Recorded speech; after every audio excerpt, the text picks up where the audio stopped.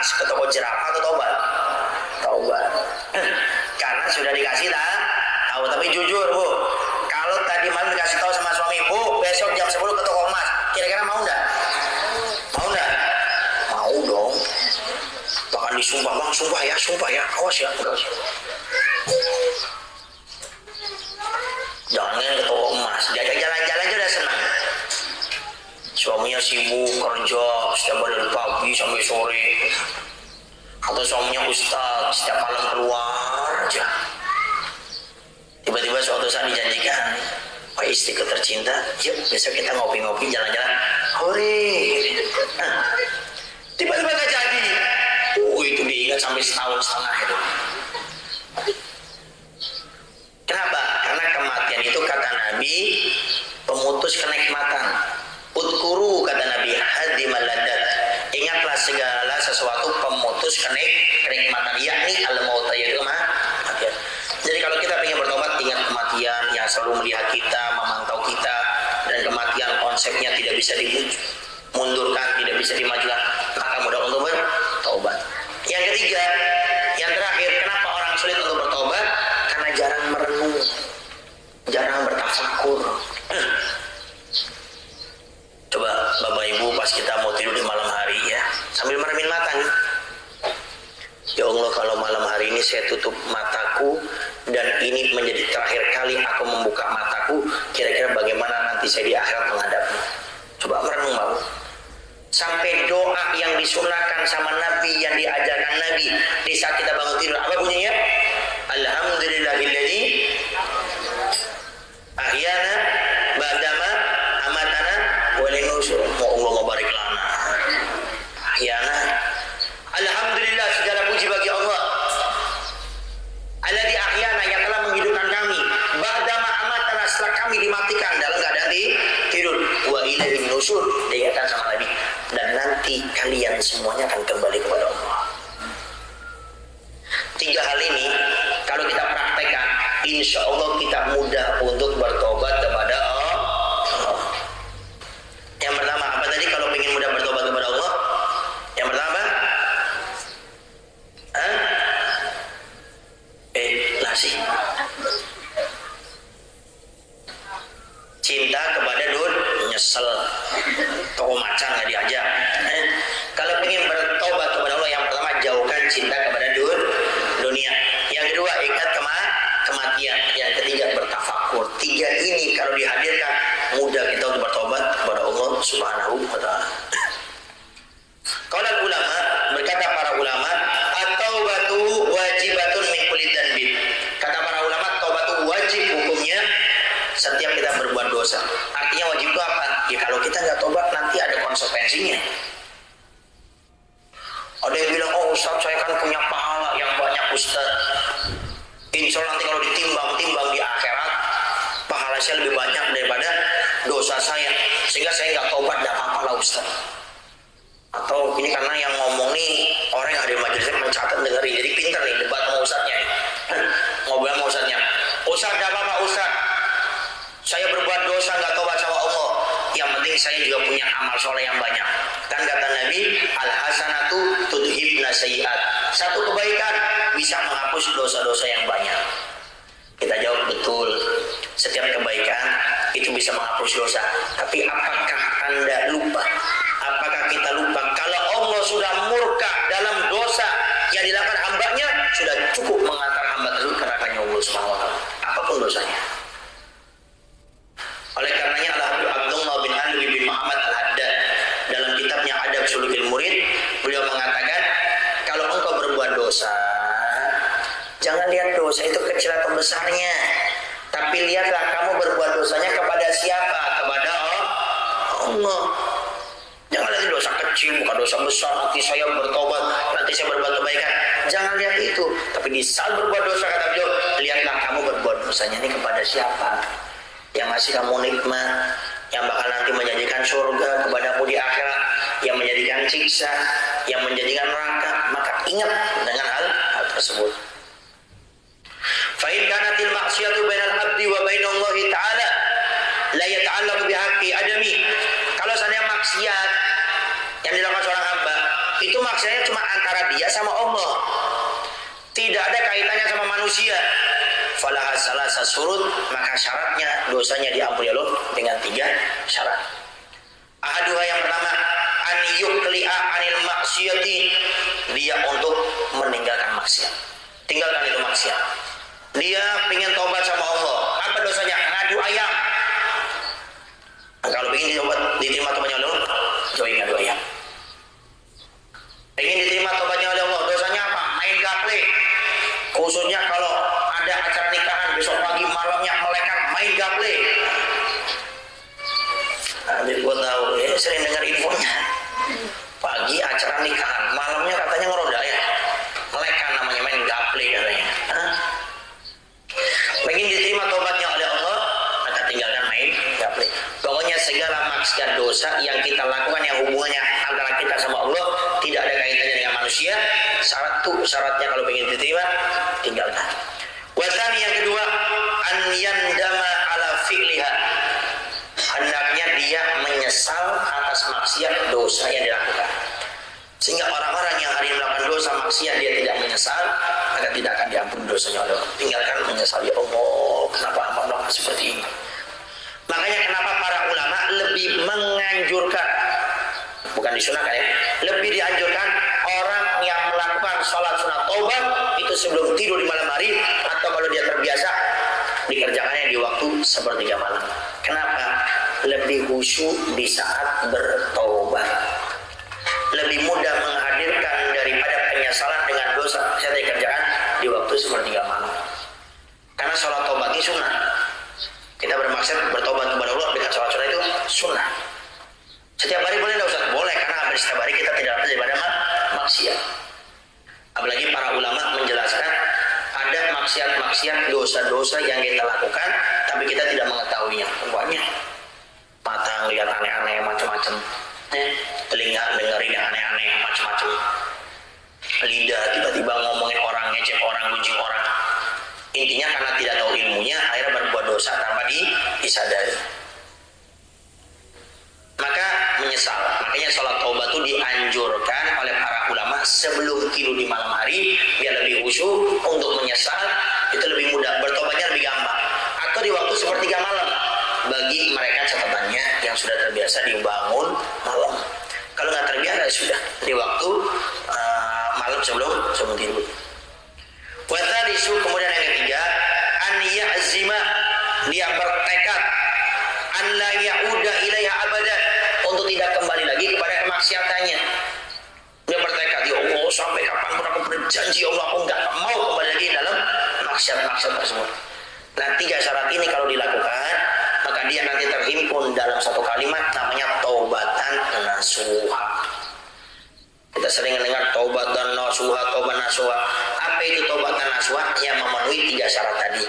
Meninggalkan, menyesal, bertekad tidak melakukan lagi, baru akan diampuni semua dosanya oleh Allah, dan juga orang tersebut akan menjadi hamba yang dicintai oleh Allah. Ustaz, kalau tergelincir bagaimana?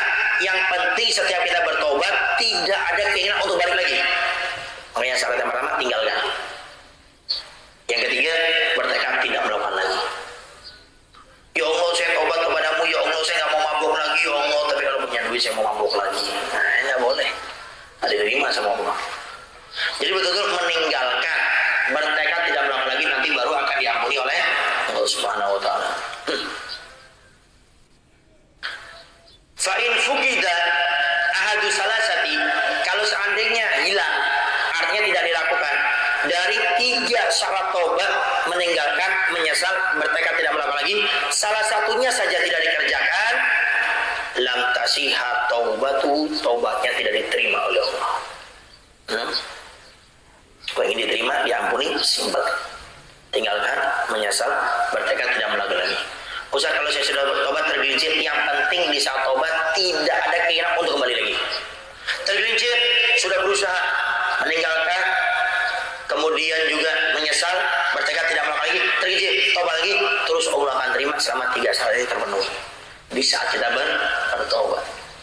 Kalau Nabi Muhammad SAW saja setiap hari beristighfar, bertobat kepada Allah tidak kurang dari 70 kali, ada riwayat 100 kali, apalagi orang-orang seperti kita. Cuma bedanya kata para ulama, taubatnya Nabi Nabi tidak sama dengan taubatnya kita. Kalau taubatnya kita karena dosa maksiat yang begitu banyak yang kita kerjakan. Tapi taubatnya Nabi itu ada dua pendapat para ulama. Kenapa Nabi beristighfar bertobat setiap hari 70, riwayat yang lain 100 kali. Beda sama kita. Yang pertama ulama mengatakan muntahal khauf. Ini puncak rasa takutnya seorang hamba kepada Allah. Makin dekat, makin takut kepada Allah. Harusnya kayak gitu. Orang itu Pak Bu, kalau dia ini sudah istiqomah dalam ibadahnya, itu makin takut sama Allah. Beda kayak kita nih, ibadahnya pas-pasan, malah ngeremehin dosa. Sampai dikatakan hasanatul abror sayyiatil muqarrabin. Hasanatul abror sayyiatil muqarrabin. Kebaikan orang-orang yang baik itu kejelekan di hadapan orang-orang yang dekat sama Allah. Artinya apa? Orang tuh makin tinggi Pak Bu makomnya, ibadahnya tuh beda sama kita. Contoh, ini kisah sebenarnya sudah sering Al-Fakir ceritakan ya. Imam Ar-Ra'i. Imam Ar-Ra'i itu pernah ditanya, wahai imam, kalau orang sholat lupa bilangan rokaatnya, apa yang harus dia lakukan? Hukumnya bagaimana? Kata Imam Ar-Ra'i, ini jawaban pakai madhabmu atau madhabku. Kata Imam Ar-Ra'i, pakai dua-duanya. Pakai madhabku dan madhabmu. Kalau madhabmu, orang sholat di pertengahan sholat, dia lupa, ini 2 apa 3. Biasanya gitu ya. Nah, sholatnya masbuk, ketinggalan, takbir bangun liar, pikirin utang, kacang hijau, macam-macamnya. Baru sadar, ini 2 apa 3 ya? 1 apa 2? Atau lagi ribut sama suami istri, sholat kebayang muka istrinya, kebayang muka suaminya, sampai lupa bilang rakaatnya. Ya, maka kata Imam Ar-Ra'i, ambil yang paling sedikit. Ingatnya 2 sama 3, 2 paling sedikit, ambil yang 2. 1 sama 2, ambil yang 1. Lalu disunnahkan sujud syahwi. Ini madhabmu dalam fikihmu. Tapi madhabmu, orang yang sholat lupa bilangan sholatnya, tidak sah sholatnya. Kenapa wahai imam? Bagaimana orang menghadap Allah lupa kepada Allah? Jadi makin tinggi makom seorang hamba, cara ibadahnya beda. Baik para hadirin wal hadirat yang dimuliakan oleh Allah Subhanahu wa taala, mungkin itu saja yang bisa Al-Fakir sampaikan. Nanti besok kita akan bahas tentang bagaimana kalau dosa yang berkaitan dengan manusia. Bagaimana kalau kita berbuat salah kaitannya sama manusia, bagaimana cara taubatnya sama Allah, dan bagaimana kalau kita sudah minta maaf tidak dimaafkan, dan bagaimana kita mau minta maaf orangnya sudah meninggal dunia atau tidak ada, bagaimana kalau utang piutang, apakah dengan orang yang meninggal dunia kemudian utangnya jadi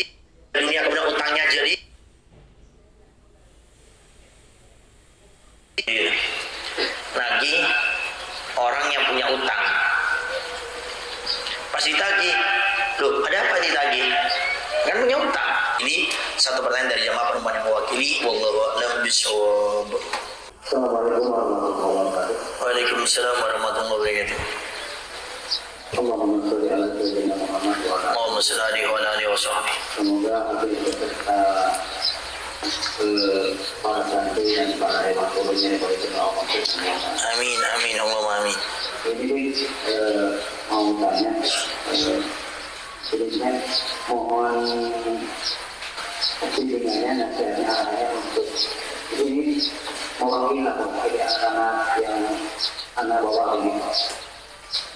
Bagaimana kiat-kiat yang harus kami lakukan agar kami senantiasa istiqomah dalam melakukan kebaikan dan hadir menjadi itu dan ibadah-ibadahnya itu. Artinya masa-masa yang kemarin seperti yang ada saat ini masih dalam nanti juga yang panas-panas itu pasti gampang terpengaruhi, gampang kena pengaruh gitu.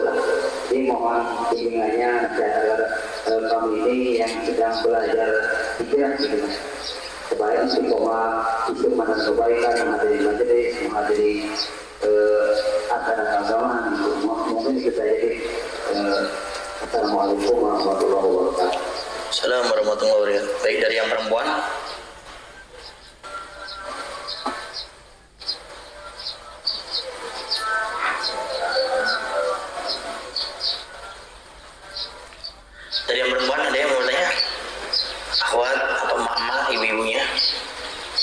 ustazahnya.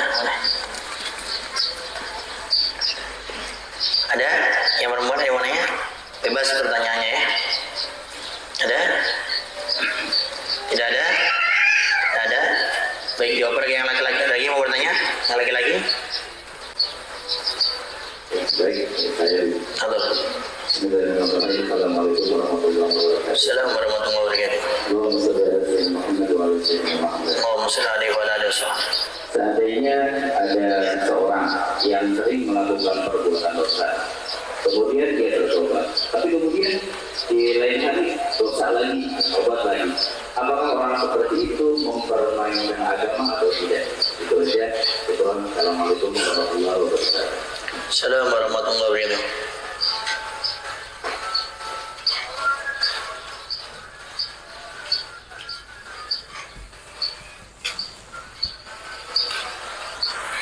Baik, bismillahirrahmanirrahim. Wallahu a'lam bishawab. Pertama, ada pertanyaan, bagaimana cara agar istiqomah hadir majelis taklim, khususnya untuk anak-anak muda, terkhusus lagi yang baru berhijrah. Yang pertama, secara keseluruhan, kalau ingin istiqomah hadir majelis taklim, harus tahu keutamaannya, sehingga mudah untuk bisa hadir majelis taklim. Apa sih yang saya dapat kalau saya hadir majelis taklim? Itu kalau kita tahu, saya yakin kita nggak bakal meninggalkan majelis taklim. Satu hadis saja dari Nabi Muhammad SAW. Nabi mensabdakan, hudurul majlisil ilm, datangnya kita sesaat di majelis taklim itu lebih afdal dari sholat sunnah 1000 rakaat, lebih afdal daripada menjenguk orang sakit 1000 kali, lebih afdal daripada kita mentakziah orang meninggal dunia 1000 kali. Coba cari pahala yang model apa coba? Yang sesimpel itu, cuma duduk, hadir. Apalagi ada yang sudah duduk, sudah langsung baca Bismika Allahumma ahya wa bismika amut. Itu diberi pahala oleh Allah Subhanahu wa taala. Bayangkan, lebih afdal dari sholat sunnah 1000 rakaat. Coba. Kapan Bapak sholat sunnah 1000 rakaat? Terakhir kapan? Nah, ya mentok-mentok terawih. Itu aja masih pilih-pilih masjid musolanya. Yang ekspres, yang imamnya eksekutif cepat, nah itu rame itu. Ternyata dengan datang walaupun sesaat, ya, para ulama mengatakan tidak mesti harus dari awal sampai akhir, sesaat, cuma jangan dipraktekin nanti. Mau dulu sebentar kabur, kenapa? Sudah cukup sesaat walaupun tidak sampai selesai. Nah, artinya kalau kita ada udzur, contoh mau berangkat jam 9 malam, ada kajian jam 8 hadir, nanti setengah 9 pulang. Nah, itu dapat pahala yang sangat luar biasa. Nah, kalau tahu keutamanya, insya Allah akan semangat. Ya. Kemudian, bagaimana untuk anak-anak muda biar semangat hadir majelis taklim? Di samping tahu keutamanya, anak muda harus dibuat enjoy di saat hadir majelis taklim. Dibuat senang sebelum datang ke majelis taklim. Kadang-kadang diajak agak berat, nanti ini itu macam-macam. Nah, kita yang ngajak itu buat dia enjoy dulu sama kita, buat senang dulu sama kita. Kalau sudah senang karena hatinya, maka diarahkan apapun mudah, buat senang dulu. Ini bagi pengajaknya. Nah, bagi anak mudanya, satu ingat ya, masa muda tidak akan kembali lagi. Ada yang saat ini muda, usianya 15, 17, nanti 10 tahun ke depan sudah mulai masuk usia dewasa, bahkan nanti mungkin sudah masuk usia menjadi seorang suami, sehingga nggak bakal bisa kembali muda lagi. Maka waktu-waktu muda ini sebetulnya waktu-waktu penentu di masa depan. Anak muda yang hari ini taat sama Allah, masa depannya pun taat kepada Allah. Tapi anak muda yang saat tidak taat kepada Allah pun, kemungkinan besarnya pun di masa dewasa, masa besarnya tidak taat kepada Allah. Penyesalan itu wahai anak muda di akhir, tidak di awal. Kata seorang kakek-kakek, di saat lewat di hadapan laki-laki, anak-anak muda, pemuda-pemudi yang sedang bermaksud kepada Allah, si kakek bilang, laita syababa yaudu yawman saukhbiruka bima fa'alal masjid. Laita syabab, laita kalau dalam ilmu nahu itu angan-angan yang tidak bakal terjadi. Ya laita kuntu turaba, ya Allah coba dulu saya jadi debu, saya lebih suka. Tidak bakal terjadi angan-angan itu. Kecuali la'alla litaroji, mungkin akan terwujud dalam majelis doror di pasal kedua, la'alla Allah yanfa'ul bihil mutakallimu wasami. Ya Allah, kami berharap semoga apa yang kami dengar, yang kami baca, semuanya akan jadi syafaat. Itu mungkin terjadi. Tapi kalau sudah pakai laita, nggak bakal. Laita syabab, hai anak muda. Kalau seandainya masa muda bisa kembali lagi kepada kami, sa'ukhbiruka bima fa'ala masibu, aku beritahu kepada kalian apa yang terjadi di masa tua. Apa penyesalan? Masa muda kayak antum ini masa-masa antum pengen buat apa, pengen soal. Itu di masa muda. Masa mudanya malas, tidak ada kegiatan, menghamburkan waktu hanya untuk nongkrong. Dewasanya kayak gitu, nggak coba beda. Makanya jangan sampai masa-masa muda diisi dengan perkara-perkara yang percuma. Isilah dengan perkara-perkara yang baik. Allahu a'lam bishawab. Kemudian pertanyaan kedua, apakah dinamakan meremehkan Allah, meremehkan agama di saat seseorang yang bertobat kemudian mengulangi lagi? Dilihat. Kalau dia mengulanginya lagi karena kelemahan imannya dia, tentu tidak. Namanya tergelincir dalam dosa. Tapi kalau dia seperti tadi, saya tobat, tapi nanti kalau saya punya duit, saya mau mabok lagi, saya mau jual lagi, itu baru meremehkan taubat. Ya, nah itu yang nanti berdosa dan tidak diterima taubatnya oleh Allah. Tapi selama dia bertobat, yaitu menyesal, meninggalkan, bertekad tidak melakukan, dan tergelincir dan bertobat lagi, maka tidak dinamakan mempermainkan Allah atau agama. Yang mempermainkan Allah atau agama, yaitu seperti tadi, bertobat tapi niat untuk ulangi lagi. Wallahu a'lam bishawab. Baik, begitu saja yang bisa bagi disampaikan pada kesempatan kali ini. Bismillahirrahmanirrahim. Allahumma shalli wa sallim.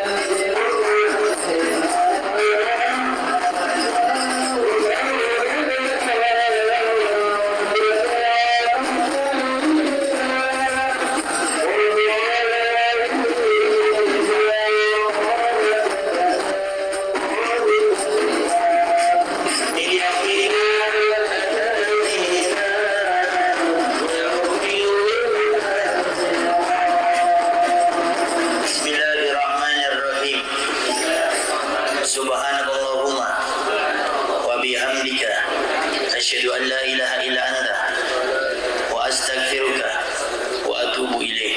Saya bisa bagi disampaikan, kurang lebihnya bagi minta maaf dan mohon doanya selalu. Itu saja yang bisa bagi disampaikan. Assalamualaikum warahmatullahi wabarakatuh.